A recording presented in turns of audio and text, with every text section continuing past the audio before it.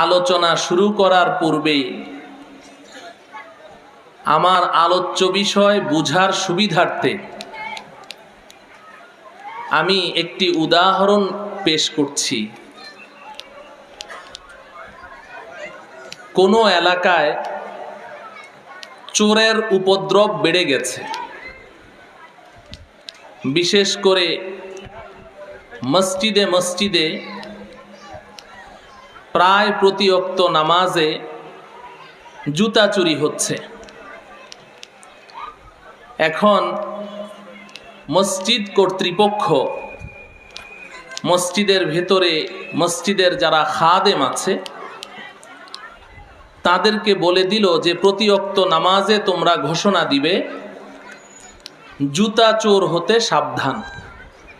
মুসল্লিদেরকে এই কথা বলে দিবে যে খবরদার সবাই জুতা নিজ নিজ হেফাজতে রাখেন, জুতা চোর যেন আপনার জুতা চুরি করতে না পারে, জুতা চোর হতে সাবধান।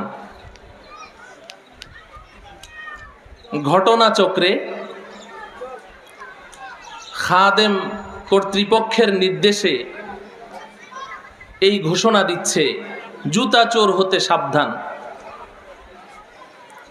যেই ওয়াক্ত নামাজে এই ঘোষণা চলছে ওই নামাজের পরেই দেখা গেল একজন জুতা চোর ধরা পড়ে গেছে। কয়েকজন মুসল্লির দামি দামি জুতাগুলো নিয়ে সে ব্যাগে ভরে রওনা করেছে। মুসল্লিরা টের পেয়ে গেল, ফলশ্রুতিতে তাকে ধরে গণপিটুনি দিল। এই চোর গিয়ে থানায় যদি মামলা করে, মামলাটা করল কার বিরুদ্ধে? যারা তাকে গণপিটুনি দিয়েছে তাদের বিরুদ্ধে নয়, মামলা করেছে মসজিদ কর্তৃপক্ষের বিরুদ্ধে। যে মসজিদ কর্তৃপক্ষের কারণে আজকে আমি গণধোলাই খেয়েছি। কিভাবে?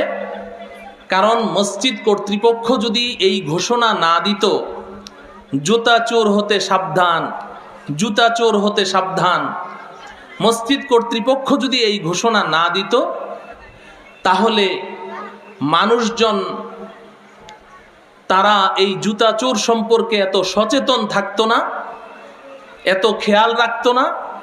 আমি গোপনেই জুতাগুলো চুরি করে মসজিদ থেকে বেরিয়ে পড়তাম, লোকজন খেয়াল করতো না। তাদের এই ঘোষণার কারণেই লোকজন সচেতন হয়ে গেছে। অতএব আমি